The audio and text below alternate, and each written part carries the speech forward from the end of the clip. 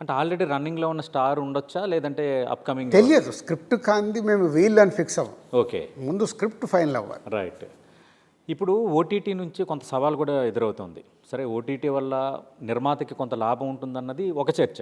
But OTT వల్ల next మంతే ఓటీటీలోకి వస్తుంది, లేదంటే 15 డేస్‌లోనే ఓటీటీకి వస్తుందని ముందుగానే అనౌన్స్ చేయటం వల్ల కూడా ప్రేక్షకులు థియేటర్‌లకు వెళ్ళటం లేదు. సరే ఓటీటీలో చూసేద్దాంరా అన్న ఒక భావనకు వస్తున్నారనేది టాక్ నడుస్తుంది సార్. దీనిపై మీ స్పందన ఏంటి? అలా ప్రతి ఇంటర్వ్యూలో చెప్తున్నానండి. ఇప్పుడు ఇండస్ట్రీలో మార్పు తెచ్చుకోవాల్సిన టైం వచ్చింది. నాట్ ఓన్లీ ఓటీటీ, ఆల్ 360 డిగ్రీస్లో మార్పు తెచ్చుకోకుంటే మనం ఇంకా సినిమాలు వెనకకి వెళ్తూ ఉంటాం. ఓకే. అంటే ఇప్పుడు ఓటీటీలే డిసైడ్ చేస్తున్నాయి రిలీజింగ్ డేట్స్ కూడా ఉన్నాయి. అంటే అదే ఇప్పుడు ప్రొడ్యూసర్స్గా మేము నిర్ణయించుకోవాల్సినవి చాలా పాయింట్స్ ఉన్నాయి. అవన్నీ కరెక్ట్ చేసుకుంటూ వెళ్ళాలి. అలాగే పైరసీ కూడా మనం చూస్తున్నాం సార్. పైరసీ అదే థియేటర్స్ దగ్గర ఆడియన్స్కి కంఫర్టబిలిటీ ఏంటి, టికెట్ ప్రైస్ కానీ, క్యాంటీన్ కానీ, మెయింటెనెన్స్ కానీ. అవును. 2 ఓటీటీ, 3 కాంటెంట్, కొత్త కాంటెంట్కు మేము ఏం ట్రై చేస్తున్నాం. 4 పైరసీ రాకుండా కాపాడుకోవడము.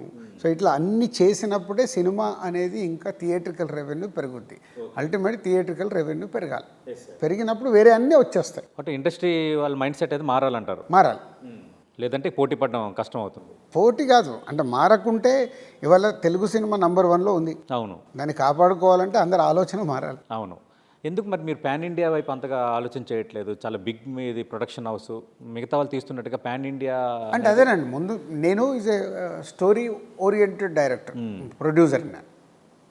సో నా ప్రొడక్షన్ హౌస్ నుంచి మాకు స్టోరీ బేస్డ్గానే ఎక్కువ ట్రై చేస్తాం. సో ఇప్పుడు పాన్ ఇండియా వెళ్ళాలనుకున్నప్పుడు ఇవి పక్కన పెట్టి వెళ్ళాలి. సో అది ఆ స్పాన్లోనే తీయాలి.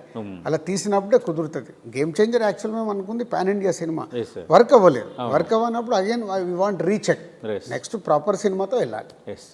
దిల్ రాజు గారు, మీరు తెలంగాణ ఫిల్మ్ డెవలప్మెంట్ కార్పొరేషన్గా ప్రభుత్వంలో కూడా ఒక కీలక వ్యక్తిగా ఉన్నారు. అలాగే రెండు తెలుగు రాష్ట్రాల ఇండస్ట్రీకి సంబంధించిన ఇష్యూస్లో ఒక తలలో 4గా ఉన్నారు. అంటే ఎంత భారం మోస్తున్నారు, ఇండస్ట్రీ తరపున సమస్యలు మాట్లాడుతున్నారు, అయినా కూడా మీకు సంబంధం లేని వివాదాలు సమ్టైమ్స్ మీకు చుట్టుముట్టుతున్నాయి. ఎలా ఫీల్ అవుతున్నారు? అంటే రాకుండా ఎలా ఉంటాయంటే, ఎప్పుడైతే మనము అన్ని పనులు చేస్తున్నామో ఆటోమేటిక్ పాజిటివ్ ఎలా ఉంటుందో నెగిటివ్ అలాగే ఉంటుంది. రెండిటికి సిద్ధంగా ఉండాలి. ఇప్పుడు ఎందుకంటే హరిహర వీరమల్లు విషయంలో మీకు పవన్ కళ్యాణ్ మధ్య గ్యాప్ క్రియేట్ చేయడానికి కొందరు ప్రయత్నించారన్నది ఎవరు చేస్తుంటారు? ఎందుకు అంత క్రియేట్ చేయాలనుకున్నారు? నేను అదే అంటే ఇప్పుడు సినిమా ఫీల్డ్లో ఎప్పుడు ఎలా ఉంటే పోటీతత్వం ఉంటుందండి. పోటీతత్వంలో ఇప్పుడు ఎవరిది వాళ్ళే చూసుకుంటారు. ఇక్కడ అందరి గురించి ఆలోచించడం అనేది వెరీ డిఫికల్ట్. ఎవరిది వాళ్ళకు చూసుకున్నప్పుడు ఇలాంటి ఏదైనా వస్తే అరే దీన్ని ఎలా చేయాలనేది ఆలోచనలు ఉంటాయి. దానివల్లే జరిగి ఉంటుంది అనేది నేను నమ్మాను.